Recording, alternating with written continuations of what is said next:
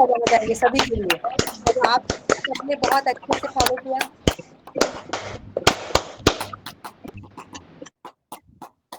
जी जी, बहुत बहुत धन्यवाद आदरणीय जी। चलिए आगे का काम करें आदरणीय। बिल्कुल। मैं आदरणीय दिनेश भाई साहब को आमंत्रित करता हूँ, शायद हैं। जी जी आदरणीय, निश्चित ही हैं। और बहुत ही सुंदर योग की कक्षा रही आदरणीय अनिता बहन जी की। और आपने योग के साथ साथ जो हमें विभिन्न शब्दों की औषधि पिलाई है, वो बहुत ही मधुर रही है। और इसी के साथ आपने कहा कि आदरणीय मुकेश भैया योग का कार्य करते हैं। वो असल में योगाहार के ऐसे योगी हैं जो इस योगाहार की इंजन को अलग अलग क्षेत्रों में लेकर चलते हैं और अलग अलग क्षेत्रों को जोड़ देते हैं, चाहे देश की भूमि हो या फिर विदेश की कोई कई क्षेत्र उन्होंने जोड़े हैं। और निरंतरता इस योगाहार की इसीलिए बनी हुई है कि ऐसे आदरणीय सदस्य नित्य और निरंतर इस योगाहार कार्यक्रम को कार्यक्रम न मान करके एक परिवार का एक आवश्यक जो क्रियाविधि है, गतिविधि है, उसे मानते हैं और निरंतर आगे बढ़ते हैं। और उसकी बात, उसका उदाहरण आदरणीय दीदी जी ने दिया है, हमारी योग शिक्षिका ने दिया है। और समूचे योगाहार परिवार से की तरफ से मैं निवेदन करता हूँ आपसे कि आप पुनः आइएगा और पुनः इस अपनी कक्षा में हमें सम्मिलित करिएगा, योगाहार की कक्षा में। और बहुत ही सुंदर आपने दोहे भी सुनाए हैं। इसके साथ ही योगाहार सत्र की द्वितीय कक्षा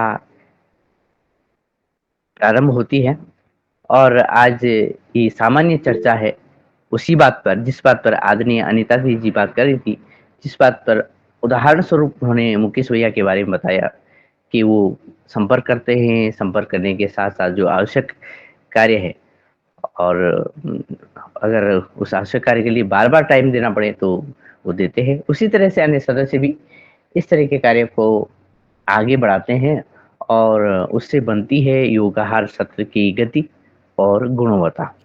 कल भी इसी विषय पर चर्चा चल रही थी और इस विषय पर आदरणीय पवन सर का कहना था कि हम योग सत्र के प्रारंभ से, आहार सत्र के प्रारंभ से, इस योगाहार के प्रारंभ से आज चतुर्थ वर्ष में पहुंचे हैं। और चतुर्थ वर्ष में पहुंचने पर हमें लगता है कि हमारे बहुत सारे सदस्य हमसे जुड़े हैं, हम बहुत सारे सदस्यों से जुड़े हैं, हमारे कुछ ग्रुप बने हैं, उसमें हम संवाद भी करते हैं। लेकिन अब समय के साथ साथ बहुत सारे सदस्य जुड़ भी नहीं पाते हैं। कुछ समय पर जुड़ते हैं, कुछ नित्य निरंतर जुड़ते हैं और कुछ से हम संपर्क भी नहीं कर पाते हैं। तो बात उभर कर ये आई थी कि हम जो बहुत सारे सदस्य हमारे हैं जो जुड़ नहीं पा रहे हैं, तो हम कोशिश करें जिनके संपर्क है वो उनकी सुध लें, उनसे वार्तालाप करें। ये जरूरी नहीं है कि वो जुड़ना चाह रहे हों लेकिन जुड़ नहीं पा रहे हों, ये बात भी हो सकती है। ऐसे ही कई उदाहरण हमारे पास आए हैं। हमने देखा इस योगाहार परिवार में हमारे योगाहार के वैद्य आदरणीय स्वर्गीय भगवान दास कुशवाहा जी, जो नित्य निरंतर जुड़ रहे थे और एक समय ऐसा आया कि वो अस्वस्थता के कारण वो जुड़ते तो थे लेकिन बात नहीं कर पाते थे। ऐसे ही कई बातें हैं जो कि हो सकता है कि क्या पता कोई अ, असुविधा में हो। लेकिन ये भी है कि बहुत सारे सदस्य ये चाहते हों कि वो पुनः जुड़ना चाहते हों और उन तक लिंक नहीं पहुँच पा रही हो। इन्हीं बातों को लेकर के कि हम सभी सदस्यों को जोड़ें, और जो हो सकता है बहुत सारे ऐसे नंबर्स भी हमारे ग्रुप्स में आ गए हों जो बदल गए हों और उसके कारण वो नहीं जुड़ पा रहे हों। इन्हीं बातों को लेकर के कि कैसे इस सत्र की, इस योगाहार कार्यक्रम की गति और गुणवत्ता आगे बढ़े, ताकि सभी योग सदस्यों का जो अमूल्य योगदान है, वो अमूल्य योगदान हमें खेती किसानी के रूप में, हमारे आहार व्यवहार के रूप में, योग के रूप में हमें लाभ मिलता रहे और ये कारवां जैसे आदरणीय दीदी ने कहा है वो आगे बढ़ता रहे। तो इसी क्रम में मैं आदरणीय सभी सदस्यों से निवेदन करता हूँ कि वो मार्गदर्शन के रूप में कि कैसे गति और गुणवत्ता हमारे योगाहार कार्यक्रम की आगे बढ़े, जिसमें कि समूचे जो सदस्य हैं अपनी भागीदारी अवश्य दे सकें। अपना हैंड रेज कीजिएगा, ये मेरा अनुरोध है। और इसी क्रम में आदरणीय रमेश चंद्र मेहरा जी का हैंड रेज हुआ है। तो सर आपका बहुत बहुत स्वागत है। आपका जो योगदान है वो योग के क्षेत्र में हो, प्रेरणा के क्षेत्र में हो, या किसानी के क्षेत्र में हो, या शिक्षा जगत के क्षेत्र में हो, सभी जगहों का जो स्वाद है यो योगाहार को मिला है। आप अपनी बात रखिएगा। जी ओम, सदन को नमन। मैंने हैंड रेज इसलिए किया था कि हमारे आदरणीय जो योग शिक्षिका महोदया है, उन्होंने ये बताया था कि मुझे कुछ परेशानी थी। वो परेशानी क्या थी? क्योंकि ये यदि हमारे सदन को पता चलती है तो हम दूसरे लोगों के यदि उस तरह की कोई परेशानी है तो वो उसको सॉल्व करने के मतलब उनको हम बता सकते हैं। तो पहले तो वो बताएं, फिर हम अपनी बात आगे करेंगे यदि वो सदन में उपस्थित हैं तो। जियो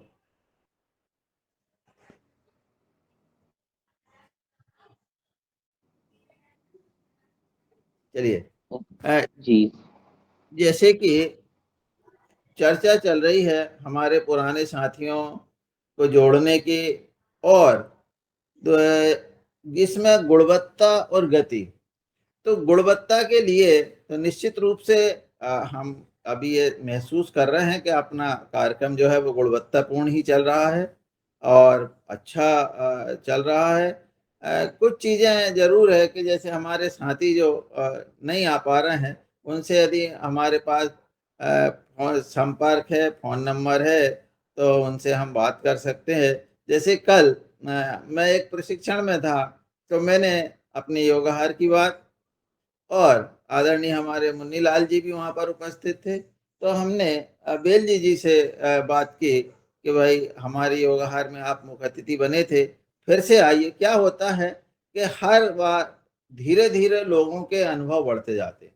पहले वो फर्स्ट स्टेज में थे, आज वो कह रहे हैं कि हम 6th स्टेज में हैं। इतना इसका मतलब है कि पहले वो केवल 4-5 नुस्खे पर ही बात करते थे, आज वो कह रहे हैं कि हमने 150 नुस्खे निकाल लिए हैं जो कृषि में उपयोगी हो सकते हैं।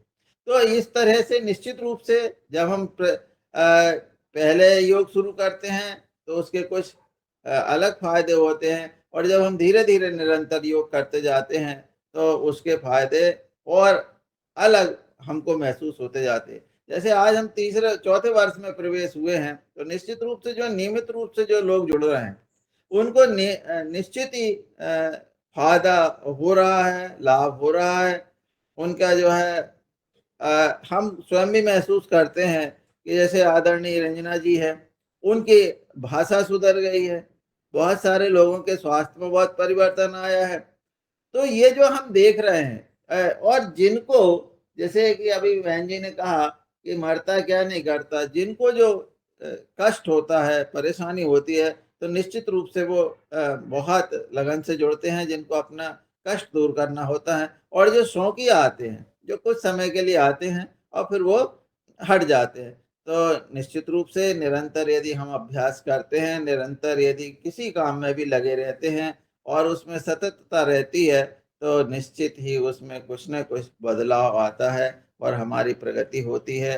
तो ये हम कह सकते हैं कि हम निरंतर यदि किसी काम को करेंगे तो उसमें ज़रूर लाभ होगा, और हमारे ज्ञान में भी बढ़ोतरी होगी, हमारे स्वास्थ्य में भी बहुत बढ़ोतरी होगी। ये हम स्वयं भी महसूस कर रहे हैं और हमारे जो साथी है वो सब भी इस बात को महसूस करते हैं। तो बस इसमें जो है अपना ध्यान लगाएं, मन लगाएं, और अपने नए साथियों को या पुराने साथियों को जिनसे भी आपका संपर्क हो सके उनसे इस संबंध में चर्चा करें और उन्हें इस ओर इसकी बात करें। बस जियो। जी आदरणीय धन्यवाद। और आपने अपनी वार्तालाप में जो बात कही उसमें से जो मुझे लगी महत्वपूर्ण, वो सभी बिंदु महत्वपूर्ण हैं और आपने ये कहा है कि हमने 1 साल में जो अपने अनुभव बताए होंगे और बाद में उसकी अगर पुनरावृत्ति की जाए, उसमें बारंबारता लाई जाए, दूसरे साल में, तीसरे साल में हम अगर अनुभवों को सुनें, तो उन अनुभवों में परिष्कार हो जाता है, उनकी गुणवत्ता और अच्छी हो जाती है क्योंकि उनके साथ कुछ ऐसे योगायोग हो जाता है कि जो दूसरे अनुभव उनके साथ जुड़ जाते हैं और उदाहरण स्वरूप आपने बेल जी का उदाहरण दिया है, तो निश्चित ही हमारी उदाहरण समय के साथ-साथ उसमें अच्छाइयाँ जुड़ जाती हैं या सुधार आ जाता है या ज़्यादा अनुभव हमें प्राप्त ज़्यादा शिक्षा उससे मिलती है, तो निश्चित ही जिन सदस्यों को हमने पहले सुना है, उनको हम समय के अंतराल के बाद पुनः सुनना चाहेंगे ताकि हमें ज़्यादा लाभ हो और उन्हें ज़्यादा बताने में ज़्यादा आनंद प्राप्त हो। और कल की वार्ता जब हम देख रहे थे तो जो डॉक्टर कुसुम भारद्वाज दीदी जी ने अपनी बात कही थी, तत्पश्चात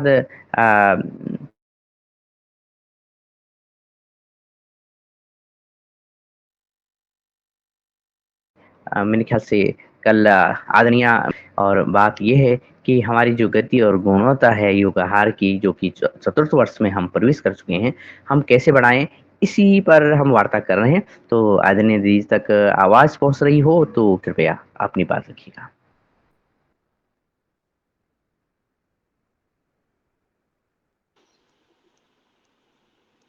जी प्रणाम। आप मुझे बोल रहे हैं? मैं बीच में मेरे यहाँ साउंड कट गई थी। भाई साहब, दिनेश भाई साहब, आपने क्या बोला? जी, जी, जी। मतलब मैं सुन नहीं पाई क्योंकि इस बीच में पता नहीं हाँ। यहाँ से कुछ नेटवर्क गड़बड़ हो जाता है बीच-बीच में। जी जी, बोलें? जी, जी। जी, जी। निश्चित ही अभी आदरणीय रमेश चंद मेहरा जी अपनी बात रख रहे थे और बात ये थी कि हम कल से गति और गुणवत्ता योगाहार की कैसे बढ़े, उस पर चर्चा है। जी, चर्चा जी जी, रमेश भाई चर्चा साहब की है। तो जी। बात मैंने सुनी। आपने हाँ, हाँ। जी सुना मैंने। जी बोलें। जी, जी।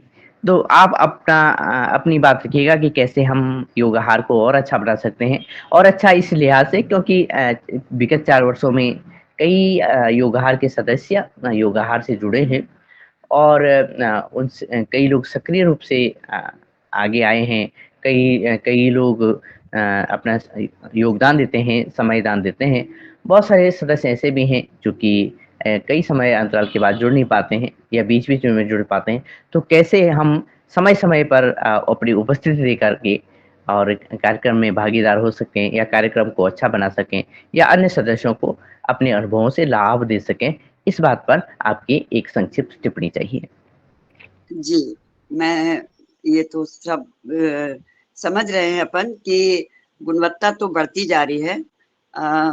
ये 4 साल के 3 साल में जो भी आरंभ से जो शुरुआत किया है, जो 10-12 हमारे नर्मदापुरम के भाई लोगों ने और आदरणीय पवन कुमार जी के डायरेक्शन में, तो मैं तो मात्र अभी 1 साल भी नहीं हुआ है शायद, मैं सितंबर महीने से मैं इसमें जुड़ी हूँ।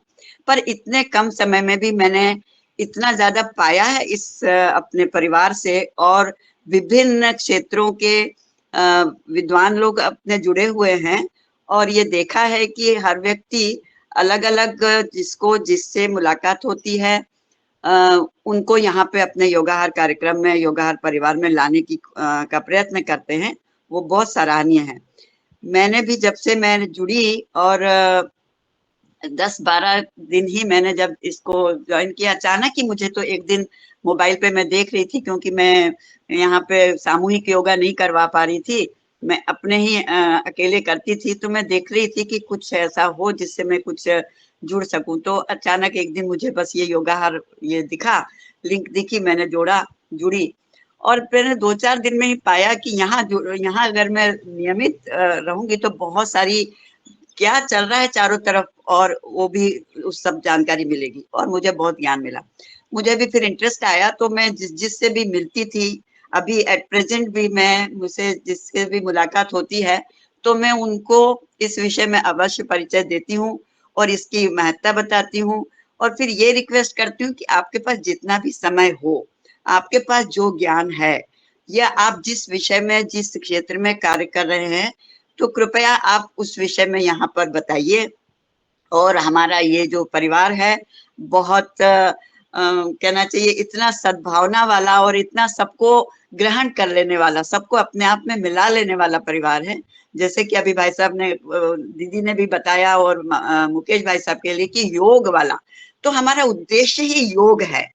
हमारा उद्देश्य योग के माध्यम से हमें परमपिता परमात्मा से जुड़ना है अपने आप को। उसमें कई सारी योग की क्रियाओं में भी ये सारी बातें हम रोज ही सीख रहे हैं, सीखते आए हैं। और हम महाराज जी से, पतंजलि से उतने सालों से सब लोग 2003, 4, 5 से जुड़े हुए हैं, तो ये सारी बातें बहुत अच्छी तरीके से समझ चुके हैं।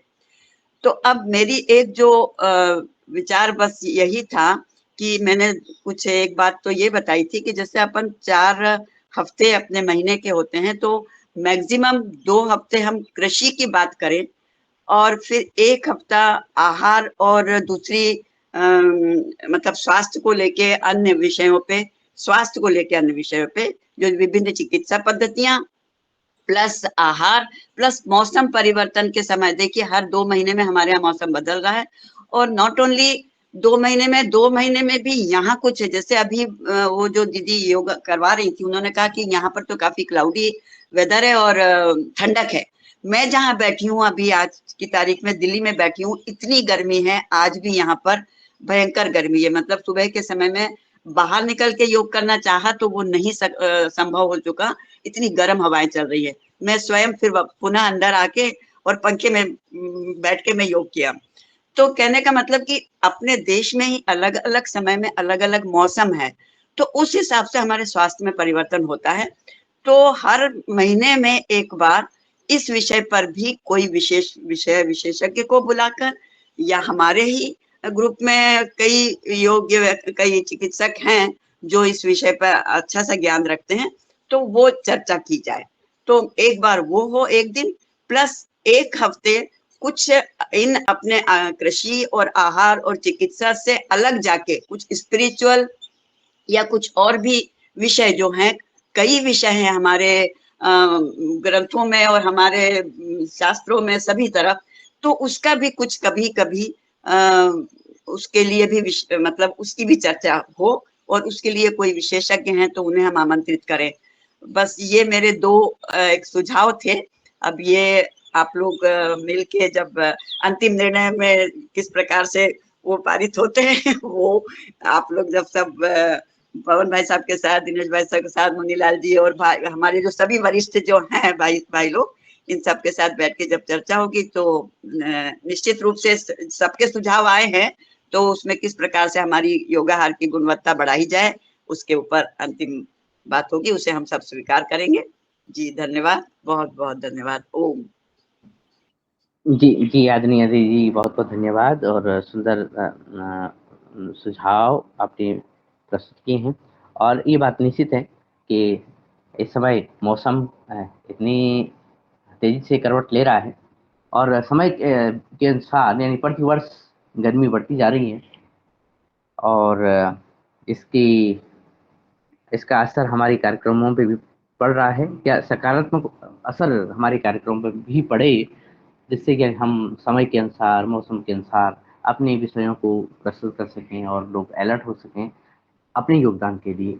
अपना योगदान समय समय पर जैसे हमारे योगाहारी सदस्य देते आए हैं, वृक्षारोपण से लेकर के अपने स्वास्थ्य के संरक्षण से लेकर के हमारी खेती और किसानी के साथ साथ ये सारे कार्य जो कि हम कर रहे हैं और भी अच्छे तरीके से आगे बढ़ सकें।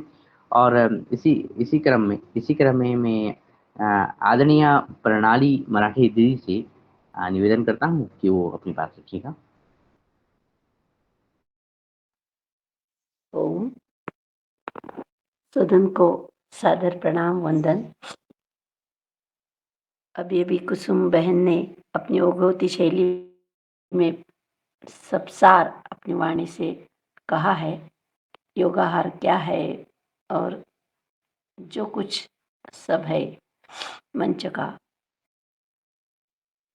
उद्देश्य, वो आपने बहुत सुंदर तरीके से बताया है। फिर भी आदरणीय पवन कुमार सर जी ने योगाहार का उद्देश्य और हमारा ध्येय और काम इस पर गुणवत्तापूर्ण और सखोल मार्गदर्शन दिया है कल की वार्तालाप में। और ये मंच अधिक से अधिक प्रभावशाली दर्जेदार कैसा हो इसका प्रयास सभी से करना है, ऐसा भी आह्वान किया है। हम तो भाग्यशाली है कि इतने बड़े 140 कोटि के देश के अथांग प्रवाह में जो हमारे मन में था वो निर्माण होने के लिए योगाहार जैसा अति उत्तम ग्रुप बना। ये वैभवशाली भारत के निर्माण में और हम सब सदस्यों के लिए एक मील का पत्थर साबित होगा ही होगा। मेरा विचार सिर्फ इतना ही है कि बार बार मुझे लगता है कि ये जो काम शुरू किया है आप सभी ने, हम सभी ने, ज़्यादा से ज़्यादा आदरणीय पवन कुमार सर, मुनीलाल भाई, दिनेश भैया, रमेश चंद्र भाई, सभी ने, तो इतना ही मुझे लगता है कि ये जो विचार प्रवाह है वो ज़्यादा से ज़्यादा लोगों तक जाए और बहुत बड़ा लोगों का जो ओघ है तो इस पर आकृष्ट हो जाए।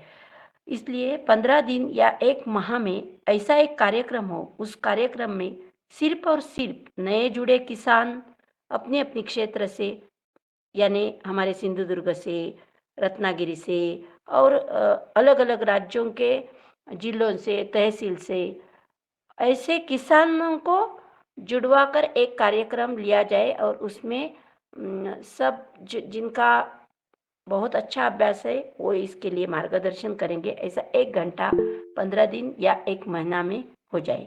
उद्देश्य है ज़्यादा से ज़्यादा गुणवत्ता और विषय मुक्त कृषि का फैलाव हो।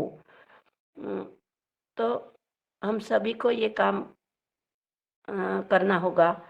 विषय मुक्त कृषि पर पूर्ण मार्गदर्शन, खेत की शुरुआत से बुआई तक, अंतिम तक। और इस मंच के लिए मैं इतना ही कहूँगी, ये मंच ज्ञान का भंडार है, एक उत्तम आदर्श परिवार है। ओम प्रणाम।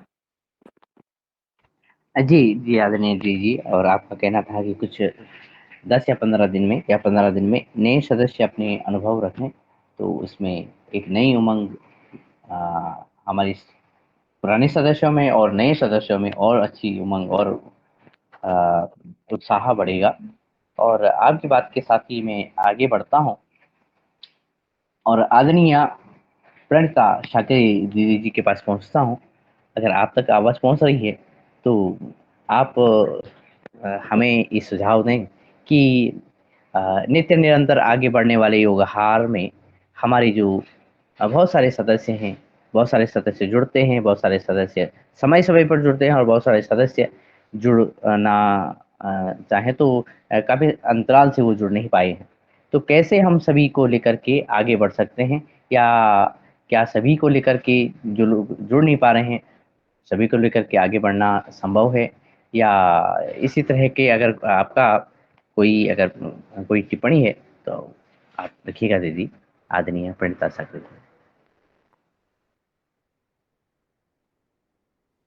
आदरणीय दिनेश जी भाई साहब को मैं सादर नमन वंदन करती हूँ और उपस्थित सम्मानीय सभी योगाहार मंच पे जितने भी हमारे सम्मानीय सभी वरिष्ठगण हैं और साधकगण हैं, आप सभी को हार्दिक नमन वंदन करते हुए बहुत अच्छी बात आपने कहे है आदरणीय दिनेश जी ने कि, और जैसे कि सम्मानीय हमारी प्रणाली दीदी ने कहा कि ये योगाहार मंच जो है ये निश्चित ही एक नए भारत के निर्माण के लिए कार्य कर रहा है। गुरु के प्रति एक सच्ची निष्ठा, समर्पण और जो हम अच्छे गुरु के कार्य में क्या क्या योगदान कर सकते हैं, गुरु के प्रति हमारी सच्ची निष्ठा निश्चित रूप से आप और हम सबके हृदय में है। और जैसा कि आपने कहा है कि हम कैसे जुड़ते चलेंगे, तो मुझे लगता है कि बस ऐसे ही हम प्रयास करें, जो परम पूज्य स्वामी जी के विचार हैं, आचार्य जी के विचार है, और जो हम जिस सिद्धांत, जिस लक्ष्य को लेकर के आगे बढ़ रहे हैं, इस भारत माता का हम कैसे उत्थान करने में सहयोगी बने, तो निश्चित रूप से उन विचारों को हम जहाँ बैठे, जहाँ जाते हैं, उन विचारों को मुझे लगता है कि हमारा योगा हर परिवार का हर सदस्य वो प्रयास कर रहा है और प्रयासरत है, इसमें कोई दो मत नहीं। और अपने अपने क्षेत्र में इतना श्रेष्ठतम कार्य कर रहे हैं कि मुझे लगता है कि आज हम अपने आप में गौरव महसूस करते हैं। मैं लगभग जैसे कि मैं बार बार इस नाम को याद करती हूँ कि गुरु एक तरफ है, गुरु की महिमा अलग, लेकिन एक सच्चा कार्यकर्ता बनना, निष्ठावान कार्यकर्ता बनना और गुरु के प्रति सच्चे भाव से जुड़ कर के काम करना, ये अच्छे कार्यकर्ता के गुण हैं। और मुझे लगता है कि हमारे आदरणीय मुन्नीलाल जी भाई साहब है, हमारी बालाहाट से दीदी कल्पना कोटले दीदी है, आदरणीय डॉक्टर पवन कुमार जी हैं, आदरणीय हमारे दिनेश जी भाई साहब, ऐसे समस्त प्रणाली बहन से लेकर सारे लोग एक निष्ठावान कार्यकर्ता के रूप में कार्य कर रहे हैं। और समाज इस कार्यकर्ता के चरित्र को देख करके गुरु के प्रति जुड़ता है, उस संगठन के प्रति निष्ठावान होता है, इसमें कोई दो मत नहीं। और मैं कहूंगी कि मैं वो माँ हूँ कि मेरा परिवार लगभग 2008-9 से जुड़ा हुआ था, ऐसे अनन्य विभिन्न संगठनों में जुड़ करके काम कर रहा है। लेकिन आदरणीय दिनेश जी भाई साहब, मैं बताना चाहूंगी कि आज मेरे लिए वो गौरव का विषय है कि एक सपना था कि बड़ा परिवार 20-22 लोगों का परिवार, लगभग 10 बेटियां हमारे 4 भाइयों के बीच में ससुराल में हैं और एक ही बेटा है। लेकिन हमारे जो बाबूजी थे ससुर, उनका एक था, हमारी सास निराश हो जाती थी कि हर बेटे के तरफ बेटी हो रही है। तो बाबूजी कहते थे कि अरे तुम पगली हो, तुम अशिक्षित हो, इसीलिए ये बात करती हो। ये सब जितने हैं ये लक्ष्मियां हैं हमारे घर आ रही है और निश्चित रूप से ये बड़ा अच्छा करेगी, अपने अपने भाग्य को लेकर आई है। और पतंजलि में काम किए उन्होंने, पतंजलि किसान सेवा समिति से जुड़ करके हमारे आदरणीय मुन्नीलाल जी भाई साहब ने बड़े अच्छे अनुभव उनके बीच में जो काम किए तो उन्हें बताए कि बाबूजी कैसे काम करते थे। 2015-16 में वो शांत हुए, लेकिन इतने बीच में वो शांति उन्हें परम सुख नहीं मिल रहा था। वो भटक रहे थे कि काश मेरा परिवार का एक बच्चा, ये बेटियां जो है ये उस शिक्षा की तरफ जा रहे हैं। वो शिक्षा कैसी है तो आधुनिक शिक्षा है, मेकाले की शिक्षा है, इसमें केवल पैसा कमा सकते हैं, लेकिन संस्कार और संस्कृति को कार्य करने के लिए, समाज के लिए कार्य करने के लिए प्रेरित नहीं हो सकते।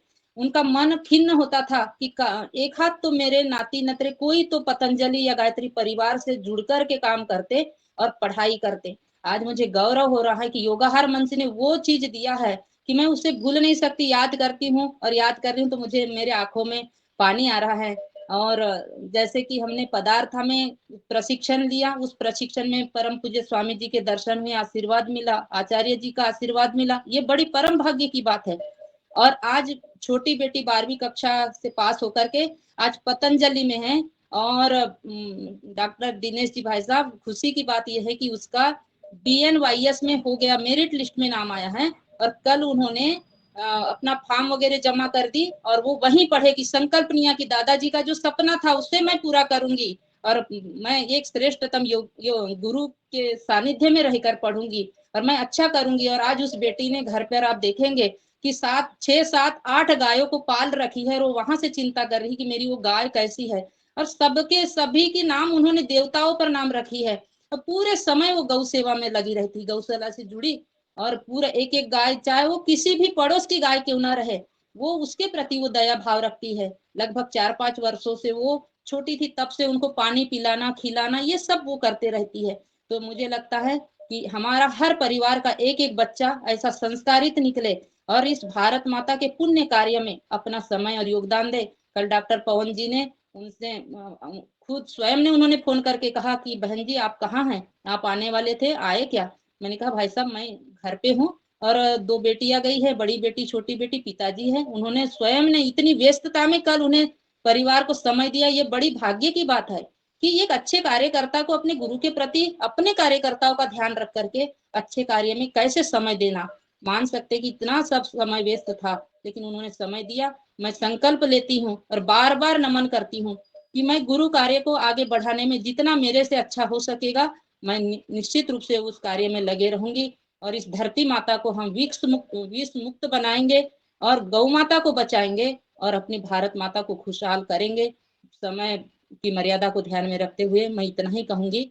ओम, सभी को सादर प्रणाम, वंदे मातरम। जी आदरणीय दीदी जी, आपने सुंदर बात रखी और चर्चा जो हमारी चल रही थी कि कार्यक्रम की गति और गुणवत्ता को कैसे बढ़ाएँ, इस पर आपने जो वार्ता रखी है, उससे निश्चित युवक हो गया है और निश्चित बात कल भी आदरणीय सदस्यों ने बात रखी थी। तो बात ये आ रही है कि हमारे जो परिवार के संस्कार हैं और जो उससे व्यक्तित्व में परिष्कार तो आता है और ऐसे परिष्कारी व्यक्ति हमारे योगहार के सदस्य हैं, ये हमारे गौरव की बात है। और आपकी बात से ये भी बिंदु निकल के आता है कि बहुत भीड़-भाड़ होना भी उतनी आवश्यकता नहीं होती है। लेकिन अगर व्यक्तित्व में, लोगों में, परिवारों में जो गुणवत्ता होती है, तो आगे के कार्य और भी गुणवत्तापूर्व आगे बढ़ते हैं।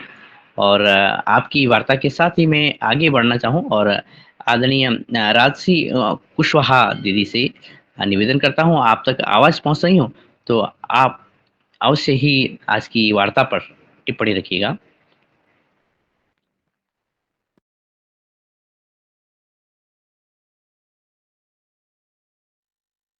जी, संभवतः आप तक हमारी आवाज़ नहीं पहुँच पा रही है और कल हम संभवतः आदरणीय प्रदीप राज वर्मा जी की आवाज़ हम नहीं सुन पाए थे उनसे, और आदरणीय आप तक आवाज़ पहुँचती है, तो विषय ये है कि हम गति और गुणवत्ता के लिहाज से योगाहार के कार्यक्रम को कैसे आगे बढ़ाएँ। उस स्थिति में जबकि 4 वर्ष हो गए हैं, हमारे पास बहुत सारे योगाहारी सदस्य भी हैं, लेकिन सक्रियता अ, भी कई सदस्यों की है। कई सदस्य समय-समय पर उपस्थिति देते हैं। बहुत सारे सदस्य ऐसे भी हैं जो कि उनकी उपस्थिति नहीं हो पा रही है। तो कैसे हम इस सिलसिले को आगे बढ़ाएँ ताकि सबको साथ लेके चलें या फिर कोई अन्य बिंदु पर आप विचार कर सकें इस विषय पर? आदरणीय प्रदीप राज वर्मा जी। ओ सदन को सादर प्रणाम और सभी महानुभावों को भी मेरा सादर प्रणाम। मैं पिछले 2-3 दिन से यात्रा कर रहा था, इसलिए जुड़ नहीं पाया और रांची से बेंगलोर आया था किसी कारण से, बेंगलोर में हूँ अभी। आज समय मिला मुझे। मैं ये देख रहा हूँ कि लगभग 3 साल हो गए हमारे योगाहार कार्यक्रम को चलते और योग में तो करीब करीब 50 लोग जुड़ते हैं और जहाँ योगाहार का कार्यक्रम आता है तो संख्या 20 की रह जाती है। 3 साल में यदि हम 1000 आदमी को नहीं जोड़ पा रहे हैं हमारे मतलब कंटिन्यू, तो वार्ता तक ही सीमित रह जाने वाली बात समझ आती है। हमें 1000 आदमी प्रतिदिन सुने, हमसे जुड़े और जो एक बार चीफ गेस्ट बन जाए वो हमेशा आए, कुछ इस तरह की बात तो हमें पहले सोचना है। इसके बाद जब 1000 आदमी हमसे जुड़ जाए, जब 100 आदमी जुड़ जाए कम से कम हर दिन, तो हमें लगे कि हम 100 आदमी तो कम से कम जैविक खेती कर रहे हैं और हमारा कार्यक्रम आगे बड़ा अच्छी उन्नति कर रहा है। देख रहे हैं कि अभी हरिद्वार में हमारा तीसरा जब कार्यक्रम हुआ था, इतने बहुत ही ज्यादा लोग आए थे वहां पे, मैं तो नहीं जा पाया था। बस कार्यक्रम वास्तव में बहुत सफल हुआ था। वो सब लोग क्यों नहीं जुड़ पा रहे हैं? उनको जो कम से कम वहां गए थे, उन्होंने वहां उठे, तो उनको किसी तरह मोटिवेट करना है हमको। तब जब हम सबको मोटिवेट कर पाए तो हमारा कार्यक्रम आगे बहुत अच्छा बनेगा। हम मील का एक पत्थर साबित हो सकते हैं जैविक कृषि के मामले में और हमें ज्यादा से ज्यादा लोगों को ऑनलाइन भी जोड़ना है। क्यों? हर आदमी एक इन्वेस्टिगेशन कर रहा है, हर आदमी एक आविष्कार कर रहा है, तो मैं चाहता हूँ कि हम ऐसी कोशिश करें कि ज्यादा से ज्यादा लोग इस कार्यक्रम से आए, अपने विचार रखें और अपने उन विचारों में जो नई चीज मिलती है उसको बाकी के लोग ग्रहण करें और आगे बढ़ें। ऐसा मेरा अपना अनुमान, मेरा अपना विचार है। तो कोशिश ये करिए कि क्या बहुत स्पष्ट स्पष्टता के साथ मैंने अपनी बात रखी है। हो सकता है कुछ लोगों को बुरा लगा हो, तो उसके लिए मैं क्षमा चाहता हूँ। आज इतना ही, मैं अपनी वाणी को विराम देता जी, जी, धन्यवाद आदरणीय। और आपकी टिप्पणी के साथ ही मैं आगे बढ़ूँगा और कल वैसे आदरणीय डॉक्टर किशोर दुबे सर ने अपनी बात रखी थी, लेकिन क्योंकि हैंड रेज़ अभी है नहीं और हमारे पास कुछ समय है, तो आदरणीय दुबे सर से निवेदन है कि वो मार्गदर्शन में अपनी टिप्पणी सम्मिलित करिएगा। आदरणीय। धन्यवाद दिनेश जी। मैं सबके विचार सुन रहा था। सब में एक तड़प जरूर दिख रही मेरे को कि भाई परिवार बढ़ना चाहिए और गुणवत्तापूर्ण होना चाहिए। मैं पहले दिन से जुड़ा हुआ हूँ और पूरा अवलोकन जब करते हैं तो शुरू में बात यही थी कि इस देश में 85% छोटे किसान हैं और छोटे किसानों को हम ऑर्गेनिक फार्मिंग, नेचुरल फार्मिंग की तरफ मोड़ने की कोशिश करें और उनकी आर्थिक उन्नति करने का प्रयास करें। इसी तरह से कई सारे कदम उठाए गए, उनको मार्गदर्शन किया गया, लेकिन जो कठिनाइयां आई, इसमें स्पेशली मार्केटिंग की आई, व्यवस्था की आई, इस सबको पता है। अब इसको गुणवत्ता और संख्या यदि बढ़ाना है, तो मेरा नम्र निवेदन है कि ये जो छोटे किसान है, ये छोटे किसान क्यों ज्यादा से ज्यादा संख्या में नहीं जुड़ रहे हैं, तो इसके जो कारण हैं, एक तो उनको मतलब जो हमेशा बार बार यहाँ पे कहा गया और मैंने नहीं, सभी लोगों ने कहा कि उनकी मार्केटिंग की व्यवस्था, प्रोसेसिंग की व्यवस्था, इसमें जो कठिनाइयां आ रही है। भले ही हमने ग्रुप फार्मिंग और बाकी सबके बारे किया, हमने कई किसानों की कहानियां भी यहाँ पे प्रस्तुत की, लेकिन आमतौर पर जब बात हुई, आमतौर पर बात होने के बाद में यही बात दिखी कि जिनको भी हमने जोड़ा तो बोले भाई बड़े किसान तो खुद कर सकते हैं, बड़े किसानों को मार्केटिंग करना वैसे भी कठिन नहीं है, लेकिन छोटे जो किसान है, छोटे किसानों के समूह, हाँ कुछ जरूर उदाहरण आए हैं, नई ऐसी बात नहीं है, बिल्कुल ही नहीं आए, लेकिन इनकी व्यवस्था और इनकी आर्थिक उन्नति कैसे बढ़े, इसकी सोच हमको केंद्र बिंदु रखकर उस तरह से यदि हम आगे बढ़े तो ज्यादा से ज्यादा किसान जुड़ेंगे। हम अपना 4 सालों का अवलोकन करें तो शुरू के दिनों में किसानों की संख्या लगभग 50% रहती थी, अब वो बहुत ही कम हो गई है हमारे ग्रुप में भी। तो इसका जो मैं थोड़ा सा अवलोकन करता हूं कि किसानों से जुड़ी जो बात है, उनके आर्थिक उन्नति से, स्पेशली प्रोडक्शन पर तो बहुत सारी चर्चा, यहाँ पे 80% चर्चा होती है, लेकिन प्रोसेसिंग, मार्केटिंग, प्राइसिंग, उनको आर्थिक उन्नति कैसे हो, क्योंकि आर्थिक आधार ही ऐसा आधार होता है कि जिससे समूहों को जोड़ के रखने में बहुत सुविधा होती है। कई जगह पे हम योगाहार परिवार के अलावा भी देखते हैं, कई जगह पे लोग इकट्ठे आते हैं, तो यहाँ पे अर्थ नीति उसमें सम्मिलित रहती है, भले ही वो एक कोऑपरेटिव सोसाइटी क्यों न हो, एक ट्रेड यूनियन क्यों न हो, मोहल्ले की एक भीसी क्यों न हो, वो छोटी छोटी भी चीजें हैं, तो उस बहाने जहाँ पे अर्थ नीति और भाई हमारा कुछ तो भी भला होने वाला है, आर्थिकता किसानों के स्पेशली, तो उस तरह से अगर कार्यक्रम, एक्शंस रखे गए तो निश्चित रूप से बदलाव आएगा। ये एक चीज। दूसरा बिंदु है कि कोई भी संगठन सिर्फ चर्चा पे नहीं चलता, कई हमारा भी अनुभव है और आप सबका भी अनुभव होगा, चर्चा और एक्शंस ये दोनों उसके किसी भी संगठन चलाने के दो पहलू होते हैं। डिस्कशन तो जरूर होना चाहिए, क्या करना चाहिए, कैसे होना चाहिए, उसका प्रोग्राम भी बनना चाहिए, लेकिन साथ ही साथ एक्शंस होने चाहिए।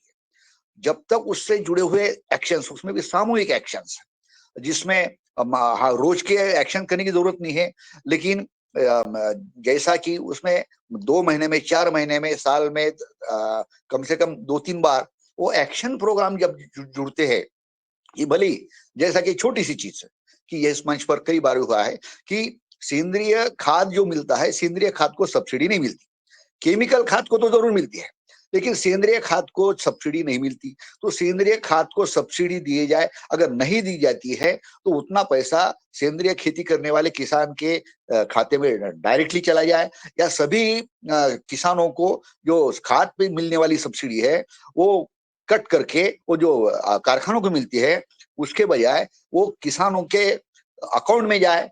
ये छोटी सी बात है। एक दूसरी कि जैसा जीएसटी सबको लगता है जो दिया जाता है और आखिरी ग्राहकों से लिया जाता है, लेकिन अब जो किसान है वो किसान किससे लेगा?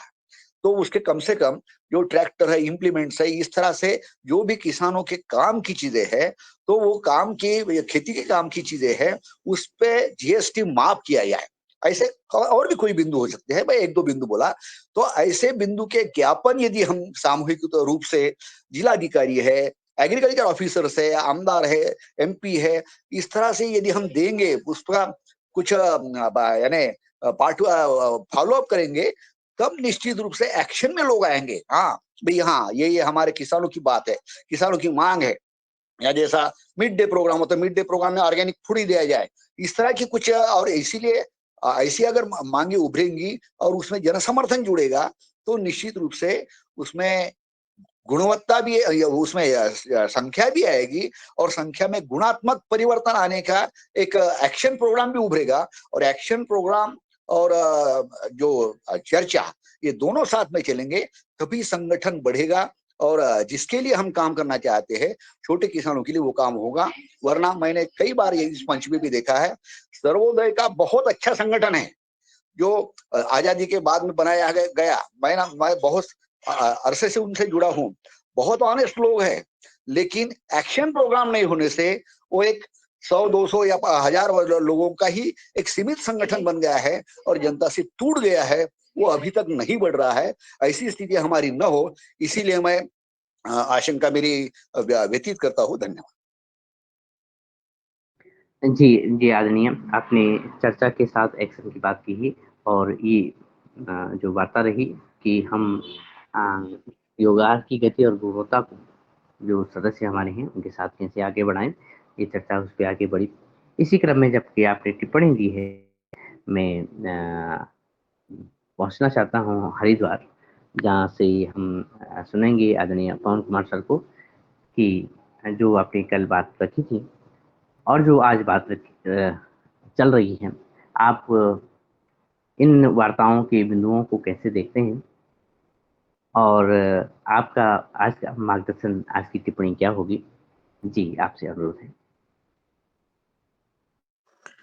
जी, धन्यवाद दिनेश जी, बहुत सुंदर वार्ता आज की भी। और जो बातें आज हुई हैं, इसमें जो चर्चा के बाद एक्शन वाली बात है, उसी की बात करता हूँ। क्योंकि केवल अगर हम चर्चा ही करते रहे, एक्शन में परिवर्तित नहीं हुआ है, तो वो उसका कुछ लाभ नहीं मिल पाता है। लेकिन एक्शन भी कहाँ पर होना है, ये भी हमें समझना बहुत ज़रूरी है।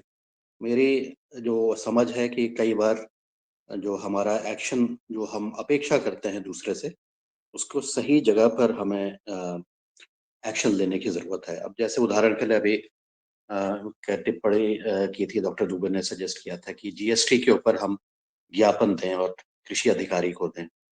मेरा ये मानना है कि ये हम किसी को भी ज्ञापन दें, किसी को भी दें, लेकिन उसका प्रभाव नहीं पड़ेगा।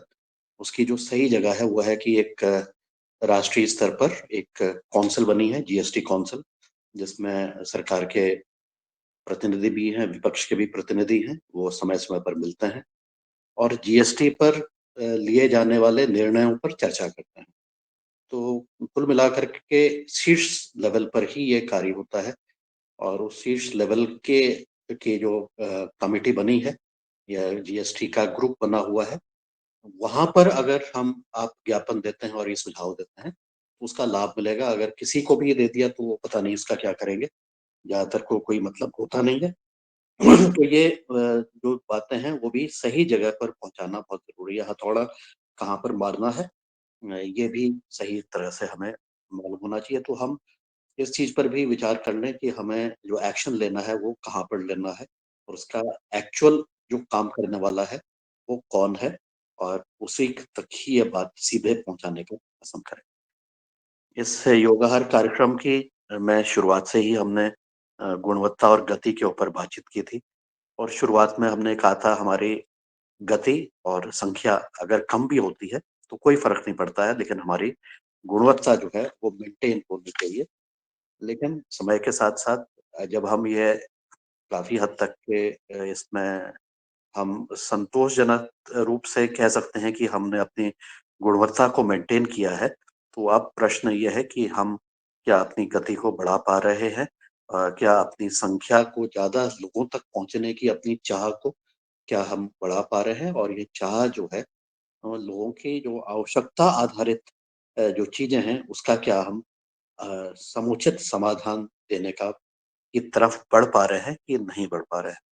तो ये एक बहुत महत्वपूर्ण चीज़ है कि चाह क्या है, लोगों की आवश्यकता क्या है और उनकी आवश्यकता में को हम किस प्रकार से योगाहार के परिवार के सदस्य उसकी आवश्यकता को पूर्ति करने पर प्रयास कर रहे हैं। और यहाँ पर मुझे लगता है कि इस पर ज़रूर विचार होना चाहिए कि हमें इस विषय पर क्या करना चाहिए। और जहाँ तक के हमारे साथ जो लोग अभी तक के जुड़े थे और उनकी विषय पर भी बातचीत हुई है कि उनकी हमें सुध लेने का तो प्रयास कर ही लें। सुध तो ले लें कि भई सब कुछ ठीक-ठाक है, कोई परेशानी तो नहीं है। क्या आपके कारण हैं? कल भी इस विषय पर हमने थोड़ी चर्चा की थी कि उनकी अपेक्षाएँ क्या हैं? जो लोग कुछ समय बहुत एक्टिवली काम किया, बहुत एक्टिवली उनका पार्टिसिपेशन रहा, सहभागिता रही, लेकिन बीच में किसी कारणवश जो भी कारण है उसकी वजह से अभी वर्तमान में वो नहीं कर पाए हैं, नहीं जुड़ पा रहे हैं। तो उनकी एक्सपेक्टेशंस को भी हम सुन लें, यदि संभव हो, जो भी उनसे बातचीत करें और मैं ये नहीं कह रहा हूँ कि मैं ही करूँगा या कुछ ही लोगों ने करना है, सभी जो साथी हैं वो अपने-अपने जो संपर्क में व्यक्ति थे, जिनके साथ उनका संपर्क है और वो अभी नहीं जुड़ पा रहे हैं, 2 बार प्रयास करके देख लें, अगर वो इच्छुक होते हैं तो वो आकर के अपनी बात स्वयं भी रखने के लिए इस मंच पर उनको भी आमंत्रित कर लें, जिससे ये विचार का जो प्रवाह है ये निरंतर बना रहे और हम बातचीत उसके लोगों की बात को सुन सकें। दूसरा जो महत्वपूर्ण चीज़ हुआ ये है कि इस कार्यक्रम में जैसे हमने शुरुआत से ही अवधारणा हमारी रही थी कि इसमें हम सभी लोग एक बराबर दृष्टिकोण से हम एक दूसरे के साथ वार्तालाप करेंगे। न यहाँ पर कोई वरिष्ठ है, न यहाँ कोई छोटा है, न किसी के पास ज़्यादा ज्ञान है, न किसी के पास कम ज्ञान है। सभी लोग एक ही मंच पर एक ही तरह से बातचीत करें। तो इस मंच पर कोई भी वरिष्ठ नहीं है, न कोई छोटा है। इस चीज़ को भी हम ध्यान में रखेंगे। और इसी तरह से हम हमारी जो वार्तालाप है, उस पर भी हम यदि संभव हो तो बिना नाम लिए भी किसी का हम एक बात कर सकते हैं। नाम लेकर के भी ठीक है, कभी-कभी लिया जा सकता है, लेकिन ज़्यादातर नाम को अगर अवॉइड ही करें तो अच्छा ही है और नहीं भी लें तब भी कोई बात नहीं। तो नाम से लेकर के कुछ ही व्यक्तियों तक सीमित हो जाते हैं। हमने अपने आप को सीमित नहीं करना है, हमने सभी को इस मंच के माध्यम से सबकी सहभागिता को बढ़ाना है और हमने अपने जो कार्य हैं उसको हम इस तरह से करें जो एक्शन ओरिएंटेड हों। जो मार्केटिंग और प्रोसेसिंग की व्यवस्था के ऊपर बातचीत हो रही है और इसकी हमें कार्य करने की ज़रूरत है। तो इसलिए ढूँढना शुरू करें कि मार्केटिंग की अच्छी और ये प्रोसेसिंग की जो किसानों के लिए जो काम हो रहे हैं, उसमें अच्छा क्या हो रहा है? मुझे लगता है कि देश में बहुत कुछ अच्छा भी हो रहा है। बहुत सारे किसान जो अब जुड़े हुए हैं, मैं अब उनके प्रोडक्ट्स की मार्केटिंग देख रहा हूँ, तो उनकी क्वालिटी में, इसकी गुणवत्ता में बहुत अच्छा हो गया है, सुधार हो गया है और ऑनलाइन उसकी प्रेज़ेंस भी आने लग गई है। ऑनलाइन इस तरह से कि उसका कैटलॉग बनना शुरू हो गया है और बहुत सारा ऐसा काम मैं देख रहा हूँ कि एफपीओ के माध्यम से भी हो रहा है। यदि संभव हुआ तो मैं एक कैटलॉग को भेज भी दूँगा, जिसमें आप उसको क्लिक करेंगे, आप वहीं पर उसकी खरीदारी कर सकते हैं। उसी में जाकर के उसकी खरीदारी हो सकती है। तो ऐसी व्यवस्थाएँ बननी शुरू हो गई हैं पूरे देश में और इसकी वजह से मुझे लगता है कि बहुत सारे लोग इसका फ़ायदा भी लेना शुरू कर रहे हैं। तो मेरा अनुरोध ये रहेगा कि इसको देखने का आप अपने स्तर से भी देखने का प्रयास करें सभी लोग कि मार्केटिंग, प्रोसेसिंग, पैकेजिंग, लेबलिंग और इसकी व्यवस्था बनाने पर आपके ज़िले में, आपके आस-पास के किसान एफपीओ के माध्यम से कैसा-कैसा काम कर रहे हैं उसकी अच्छी प्रैक्टिसेस क्या है, हो सकता है कि उसमें से कुछ अच्छी प्रैक्टिसेस को हम इस मंच पर भी लाने का प्रयास करें। आप सभी लोग इसमें अपना योगदान कर सकते हैं। काफी अच्छी तरह से चल रहा है, लेकिन महत्वपूर्ण बात जो है वो 2 चीज़ों पर मुझे लगता है कि इसके अलावा जो महत्वपूर्ण बातों की चिंतन और हमें बातचीत करने की ज़रूरत है, वो ये है कि हमारी एक तो जो क्लाइमेट चेंज जिसको हम कह रहे हैं, जो जो हमारे पंच तत्वों में परिवर्तन हो रहा है, विशेषकर पानी में, विशेषकर हवा में भी, और विशेषकर मिट्टी में। मिट्टी और पानी पर जो परिवर्तन हो रहा है और उसका जो प्रभाव हमारे हमारे टेम्परेचर पर पड़ रहा है और हमारी स्थिति पर पड़ रहा है, उस पर हमें ज़रूर बातचीत करने की ज़रूरत है। क्योंकि अगर उस पर बातचीत नहीं करते हैं और उस पर हम ऐसे ही रहेंगे, तो फिर हम लगेगा अरे इस बार टेम्परेचर बढ़ गया, अगली बार ये टेम्परेचर और बढ़ने वाला है, इसमें कमी नहीं आने वाली है। इस बार हमने देखा कितनी भीषण गर्मी थी, अभी भी गर्मी है, और हमें जो एडजस्टमेंट थे, हमें अपने आप को एडजस्टमेंट करना पड़ रहा है और हमें सोच के मजबूर होना पड़ रहा है कि इसका समाधान क्या निकलने वाला है। तो एक समाधान ये निकलता है कि हम पेड़ लगा देंगे तो समस्या का समाधान, लेकिन उसका भी समाधान उससे भी नहीं निकलने वाला है, जैसा आप बता रहे हैं। उसका एक बड़ा सिंपल सा मैं आपको उदाहरण बताता हूँ कि एक पेड़ जो है साल भर में करीब 25 किलो कार्बन डाइऑक्साइड का उत्सर्जन करता है, मतलब उसको एब्जॉर्ब करता है। और तो हमारे लिए बड़ा आसान हो जाता है कहना कि हम पेड़ लगा देंगे। वो पेड़ जो है जब वो पूर्ण रूप से बड़ा हो जाएगा, पूर्ण उसकी आयु हो जाएगी, 15-20 साल उसकी उम्र हो जाएगी, तब जाके वो साल भर में केवल 25 किलो उत्सर्जन करेगा। और दूसरी तरफ अगर हम देखें कि हम एज अ ह्यूमन बीइंग हम कितना कार्बन डाइऑक्साइड क्रिएट करते हैं, कितना प्रोड्यूस करते हैं साल भर में अपनी गतिविधियों की वजह से, तो आपको हैरानी होगी कि जब मैंने इसके बारे में समझा, तो इसमें ये पता लगा कि औसतन करीब 4 हजार किलो कार्बन डाइऑक्साइड एक प्राणी का यूज करता है, मतलब वो क्रिएट कर देता है। और इसके आप आधार पर आप कैलकुलेट कर लीजिए कि एक व्यक्ति को अगर अपने साल भर में 4 टन अगर वो कार्बन डाइऑक्साइड प्रोड्यूस कर रहा है अपनी गतिविधियों की वजह से, तो और 25 किलो केवल एक पेड़ उसका सूख पा रहा है, तो हमें एक व्यक्ति को कितने पेड़ों को लगाने की आवश्यकता है। और इसको अगर हम पूरी आबादी के साथ अगर मल्टीप्लाई करते हैं, तो ये क्या संख्या निकल के आएगी, तो बहुत बड़ा संख्या निकल के आती है। सोचनीय विषय है, इसके बारे में आप सोचिएगा। और हम ये भी कह सकते हैं कि भारत में अच्छा, ये जो हम 4 टन प्रोड्यूस कर रहे हैं, कहीं कुछ देशों में ज्यादा होगा, कुछ में कम कम होगा, ये औसतन संख्या है, भारत में हो सकता है इसमें कम हो। तो ये सीधे के सीधे जुड़ा हुआ है हमारी अपने बिहेवियर से, हमारी अपनी जो हमारी कार्य प्रणाली से है, और हम जिस प्रकार से इस पृथ्वी के साथ बर्ताव कर रहे हैं का मतलब ये है कि जो हम कंजम्पशन कर रहे हैं, हम प्रोडक्ट्स का कंजम्पशन कर रहे हैं। हमें गर्मी लग रही है तो हम पंखा इस्तेमाल करते थे, फिर हम उसके बाद कूलर में आ गए, उसके बाद हम एसी में आ गए, और हमने कहा कि हम तो अपने आप को ठंडा कर लें, बाकी दुनिया गर्म हो जाए, कोई बात नहीं। तो हमने वो कार्बन डाइऑक्साइड तो प्रोड्यूस किया ही, और उसको करने के लिए, उसको मिटिगेट करने के लिए हमारा जो दायित्व था, उसके आधार पर हम कुछ भी नहीं कर पाए। अब ऐसा भी नहीं हो सकता है कि हम आदि युग में चले जाएं और हम कहें कि हम कुछ नहीं करेंगे, तो कार्बन डाइऑक्साइड बिल्कुल नहीं होगा।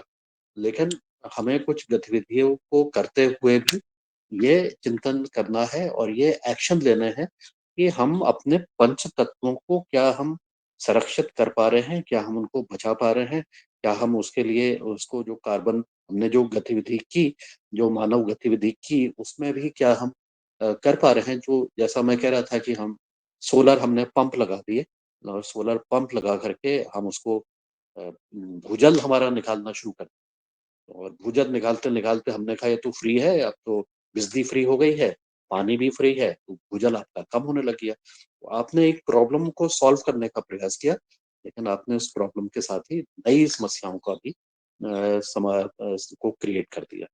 तो ये एक बड़ी खतरनाक स्थिति की तरफ हम लोग बढ़ रहे हैं और इसके ऊपर अगर हमने चिंतन नहीं किया तो स्थिति बहुत खराब होगी। तो खैर ये एक बात थी जिसको हमें मुझे लगता है कि चिंतन हमें करना है और इस विषय पर हमें आगे जितने ज़्यादा लोग हो सकते हैं उनके ऊपर हमने बातचीत करनी है।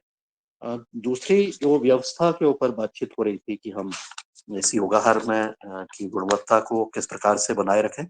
निश्चित रूप से हमें अपने किसानों को जोड़ने की आवश्यकता है और उस पर कार्य करने की आवश्यकता है और इसके विषय पर मैं आने वाले दिनों पर बातचीत करूँगा कि कैसे ऐसी कौन-सी गतिविधियाँ हैं जो कि हमारे किसान को स्वयं करते हुए अपना अपने और उपभोक्ता के बीच में एक सामंजस्य बनाने की ज़रूरत है। मैंने केवल उन चीज़ों को लिया है जो कि एक किसान स्वयं कर सकता है और मुझे लगता है कि जो हमारा ग्रुप जब बनेगा उस पर हम इस पर चर्चा करेंगे और उसके बाद सबसे भी चर्चा करेंगे। किसानों के साथ भी इसके आधार पर हमें चर्चा करने की आवश्यकता है। तो ऐसी कौन-कौन सी गतिविधियाँ हैं? अब इसमें ये भी छोड़ें कि ये सरकार ने क्या किया, किसी संस्था ने क्या किया।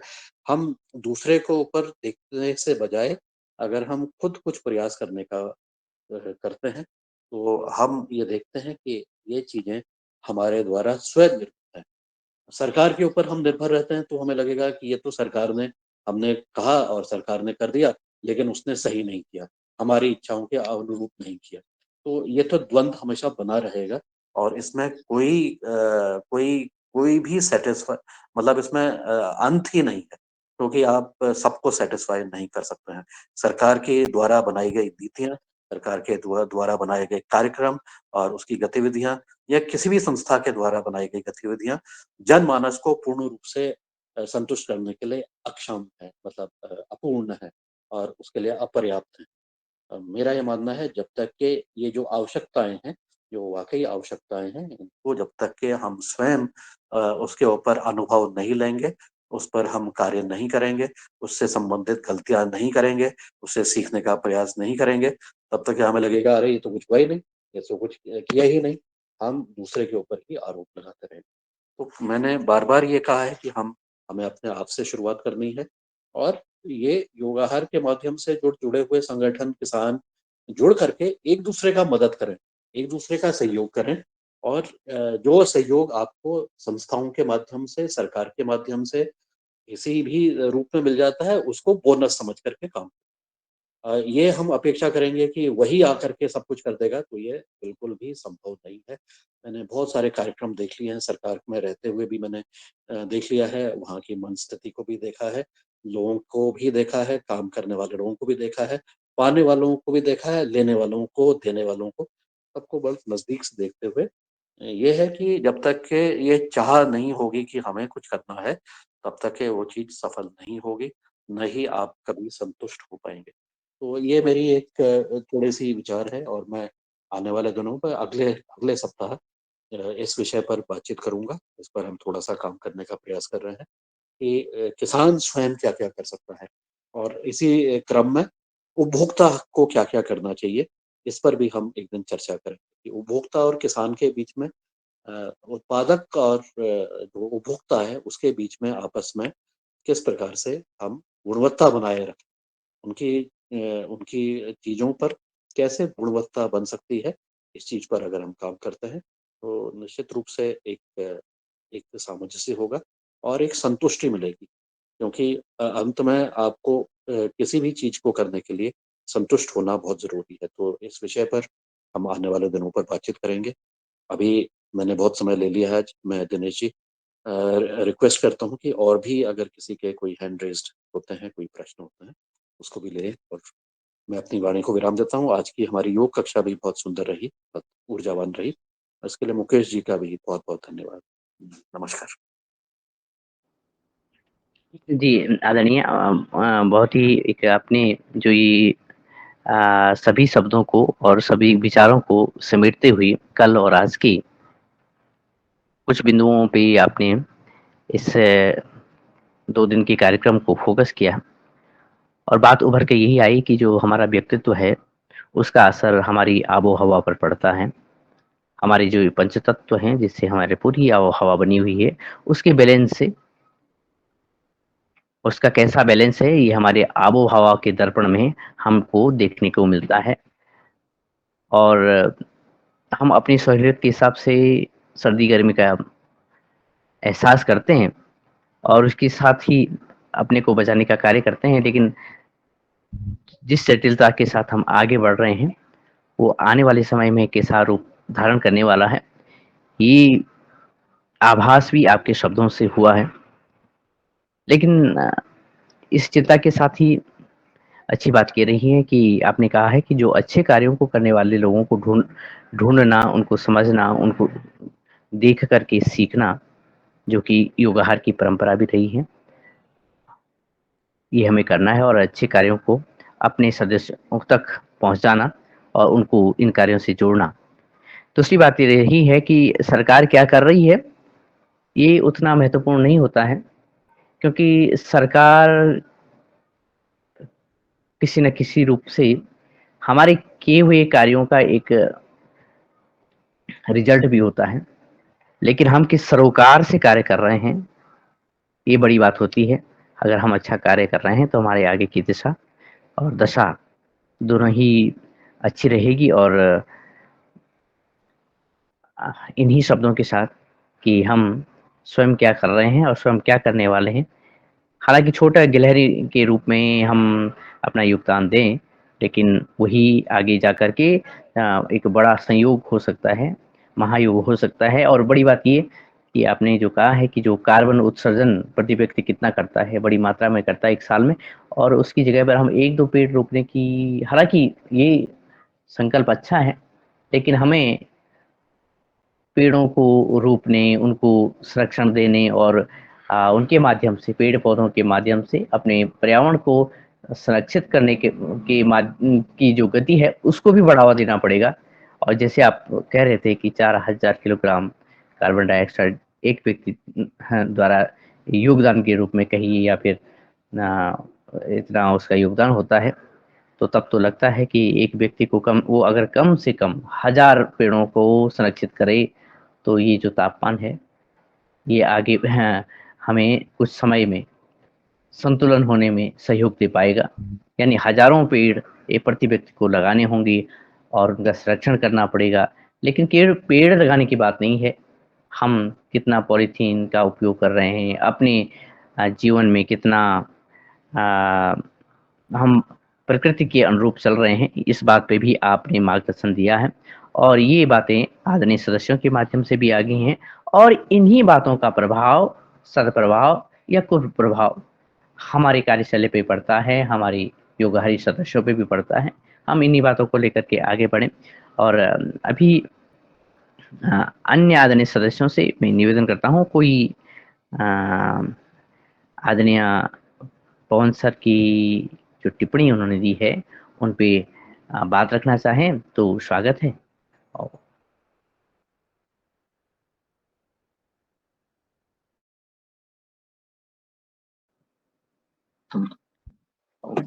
जी ओम। जी स्वागत सर, स्वागत। सदन को कोटि-कोटि प्रणाम। आज हम लोग प्रवास पे हैं मुन्नीलाल सर जी के साथ, इधर सुक्तवा केसला गांव और आसपास के गांव में हम लोग भ्रमण कर रहे हैं और यहाँ की जो खेती है, कैसे लोग अपनी गाय पालते हैं, तो वो सारी चीजें देख रहे हैं और काफी अच्छा उनको अनुभव मिल रहा है। आज की चर्चा बहुत विशिष्ट थी कि कैसे 2 ग्रुप बनाए जाएं जो ज्यादा सक्रिय हैं, प्रतिदिन आ रहे हैं, और दूसरा एक ग्रुप बनाया जाए कि जो नई भी हो रहे हैं तो उनको उस ग्रुप में डाला जाए। तो ये बहुत अच्छा वो है, सुझाव है और बहुत बढ़िया है। और पवन सर कहते हैं एक्शन के साथ काम होना चाहिए, तो एक्शन के साथ काम हो रहे हैं। सभी सदस्य के जितने भी सदस्य हैं, सब अपने-अपने गुणों में माहिर हैं और अपनी-अपनी बातों को एक दमदारी से रखते हैं और वो सभी के लिए उपयोगी होती है। तो आज समय हो गया है और मैं अब मुन्नीलाल सर जी को देता हूँ कि वो। जी सबको प्रणाम। और आज जो उद्देश्य है हमारे सरकार का, समाज का और योगाहार कार्यक्रम देखिए इधर आज शरद भैया के कृषि विविधीकरण जो योजना मध्य प्रदेश शासन की है और उसको लेकर के हम लोग इधर आए हैं। देखिए घर, और हर घर में गाय, इस घर की हमने एक फोटो डाली थी जिसमें 5 गाय एक साथ दूध पिला रही थी बछड़े को, अपने अपने बछड़े को। वो मैंने एक सेल्फी यहाँ से डाली थी, दादा डाली थी ना। तो ये रूपेश यादव जी हमारे जो ट्रेनर फार्मर हैं पतंजलि समृद्धि कार्यक्रम के, यहाँ हमने शिविर लगाया था, प्रशिक्षण दिया था किसानों को। वहां पे हम लोग आए हैं और यहाँ हम कृषि विविधीकरण के अंतर्गत किसानों का सर्वे कर रहे हैं और उनसे चर्चा कर रहे हैं, योजना बता रहे हैं। तो अगर शासन की, सरकार की योजना अगर सही जगह पहुंचे, पात्र हितग्राहियों को मिले, तो हम उसका लाभ ले पाते हैं। जो उद्देश्य जो किया जाता है योगाहार कार्यक्रम में लगातार इसलिए यह चलाया जा रहा है कि हम जो है एक धरातल पर पहुंचे। जो गुणवत्ता गतिविधि की जो बात आज और कल जो चर्चा की गई, उसमें बीच में विषय दूसरा आ गया, उस पर चर्चा नहीं हो पाई। मेरा निवेदन है कि इसमें लगातार, क्योंकि आदरणीय पवन जी ने जैसा कहा है कि इसमें ना कोई अधिकारी है, ना कोई बड़ा है, ना कोई छोटा है, ना कोई ज्यादा विद्वान है, ना कोई कम विद्वान है, सब बराबर हैं। सबको अपना सुझाव रखने की बात है और जो सक्रिय रहेंगे, जो हफ्ते में कम से कम 1 दिन या 15 दिन में 1 दिन या महीना में 2-3 दिन जो जुड़ता है योगाहार कार्यक्रम से, वो सदस्य योगाहार का माना जाएगा। जो अतिथि शिक्षक और जो हमारे मुख्य वक्ता आते हैं, वो उनकी सूची अलग रहेगी और जो सदस्य रहेंगे उनके लिए एक कोर ग्रुप का जो आदरणीय सदन ने जो है प्रस्ताव दिया है, उस पर जो है सुझाव लेना थे, सभी के सुझाव लेना थे। ऐसा हमारा निवेदन है, ताकि कोई ये ना कहे कि मुझे इससे ग्रुप से निकाल दिया है। इस ग्रुप में कई एडमिन बने हुए हैं। अब वो एडमिन ना तो कोई को जोड़ रहे हैं, ना कोई टिप्पणी करते हैं, तो मतलब क्या हुआ? एडमिन का मतलब मेरा इसलिए मैं ये कार्यक्रम रखा था कि कल कोई ये ना कहे कि मुझे इससे हटा दिया है। ये सब जो एडमिन है वो एक सक्रिय कार्यकर्ता है, उनको कोर ग्रुप उनका बना लिया जाएगा और इस 1 नंबर और 2 नंबर ग्रुप से जितने भी एडमिन हैं, इनको एडमिन हटा दिया जाएगा और उनको हटाना है जो नहीं जुड़े हैं। उनको 1 बार 2 बार मौका देना है, उनसे रूबरू होना है। आपस में जिनके जो परिचय के भाई बहन जुड़े हैं, जिन्होंने जोड़ा है, उनसे आप संवाद कर लें और एक लिंक जो है आदरणीय दिनेश जी देंगे, तो वो लिंक उनसे भरा लें और वो आकर के अपना परिचय दें, तो वो इस योगाहार कार्यक्रम के सदस्य बने रहेंगे। ऐसा इस उद्देश्य से यह कार्यक्रम रखे गए हैं 2 दिन। और मैं चाहूंगा कि आज चूंकि हम लोग नेटवर्क में नहीं थे, इस वजह से हमने जो है नहीं कह पा रहे थे हम कुछ, परंतु ऐसा निवेदन है कि 1 दिन और चर्चा करके और इसको सभी के प्रस्ताव ये ले लें, ताकि कोई ये ना कहे कि मुझे इससे एडमिन क्यों हटा दिया या ग्रुप से क्यों हटा दिया, उनको सूचना ना मिल पाए। चूंकि अभी सभी सदन को ये जानकारी नहीं हो पाई है। यह स्पष्ट जो है ये जानकारी देने का कष्ट करें। यही चूंकि मेरा सुझाव था कि जो योगाहार कार्यक्रम में जुड़ेगा, जो इस कार्यक्रम में शामिल होगा, और वह जो है इसका सक्रिय सदस्य माना जाएगा। आगे जो योगाहार की जो उपलब्धियां हैं, जो चर्चाएं हैं, जो आने वाली हैं, जो होने वाली हैं, उस पर वो गर्व से कह पाएगा कि हम योगाहार के सदस्य हैं और हमारी इसमें सक्रियता है। जी, इसी सुझाव के साथ मैं अपनी वाणी को विराम देता हूँ। थोड़ा सा मैं बोल जाता हूँ, स्पष्ट थोड़ा था, इसलिए अगर किसी को कोई ठेस पहुंचे तो उसको मैं क्षमा प्रार्थी। ओम। जी आदरणीय, आपने स्पष्ट भी बोल दिया और कह रहे हैं कि क्षमा प्रार्थी हूँ। वास्तव में स्पष्टता ही आगे का रास्ता तय करती है। और ये बात तो कल निश्चित हो चुकी थी कि हमारे जो सक्रिय सदस्य हैं वो ही कार्यक्रम को आगे बढ़ा रहे हैं और जो भी अन्य गतिविधियां हैं ग्रुप्स की वो होंगी। हालांकि आज वो बातें कैसे परिष्कार हो कार्यक्रम में इस तरह से मुड़ के सामने आई हैं, लेकिन ये संभवतः एक ही सिक्के के 2 पहलू मैं मानता हूँ और आने वाले समय में आदरणीय सदस्यों से वार्तालाप भी करेंगे, इसी विषय पर पुनः करेंगे। और जो आपने महत्व की बात ये रखी है कि सरकार, सरोकार, हम और योगाहार, तो ये सिलसिला हम आगे बढ़ाएंगे क्योंकि आज समय हो चुका है और महत्वपूर्ण टिप्पणियां आज भी आई हैं, कल भी आई थी और आने वाले कल में भी आएंगे। लेकिन जो आपने स्पष्टता के साथ बात कही है उसके लिए तो धन्यवाद बनता ही है, क्योंकि और जो हमारा हम चेहरा देखना चाहते हैं दर्पण में, तो हमारा दर्पण और साफ है जी। और कुल मिलाकर के जो आदरणीय सदस्यों ने बातें रखी हैं कि कैसे गुणवत्ता बढ़ाई जाए, योगाहार की गति बढ़ाई जाए, लेकिन सदस्यों के जो उपस्थित सदस्य हैं जिनकी सक्रियता है और बहुत सारे जो निष्क्रिय सदस्य हैं, वहाँ तक हमारी कम्युनिकेशन नहीं बैठ पा रहा है। अगर हम ट्राई कर रहे हैं कि बहुत सारे सदस्य फ़ोन कर रहे हैं एक-दूसरे को, उनकी सुधि ले रहे हैं। बहुत सारे नंबर्स चेंज भी हो गए हैं, ये बात भी निश्चित है। तो आने वाले 1-2 दिन में बात स्पष्ट हो जाएगी और जो आपकी स्पष्टता वाला बात है वो कल परसों में और दृष्टिगोचर होगी।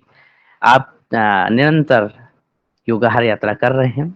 आपके सभी साथियों को शुभकामनाएँ और मैं आप सभी के माध्यम से आज की हमारी योग शिक्षिका बहन आदरणीय अनीता जी और आदरणीय सभी सदस्य जिन्होंने इस वार्तालाप में भाग लिया, जो इस वार्तालाप पे उपस्थित थे और जो इस वार्तालाप को निरंतर आगे बढ़ा रहे हैं, मैं सभी का धन्यवाद करता हूँ।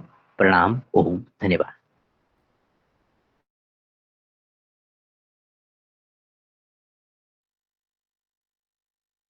ओम। बहुत बहुत साधुवाद। सरकार सरोकार हम और योगाहार, क्या नाम दिया है आदरणीय दिनेश जी। बहुत सुंदर। जो है आज एक नया नाम आ गया है, सरकार सरोकार हम और योगाहार। ये सब लोग याद कर लें। बहुत सुंदर और अच्छा रहा, अच्छा लगा। और चूंकि बीच बीच में मैं नेटवर्क में नहीं था इसलिए नहीं सुन पाया। चर्चा हुई, धन्यवाद। आज इतना ही। कल मिलते हैं और जो इसकी सूची बना करके हम सबको कॉल करना है, जो सदस्य हैं जिनको जोड़ा है सब कॉल करें और एक बार कार्यक्रम में जोड़ें।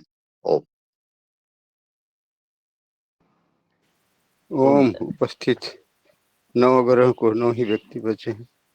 नमस्कार सभी नवग्रह बच्चे हैं 9 बजे तो जी। ओम। अभी इसको मिटा था।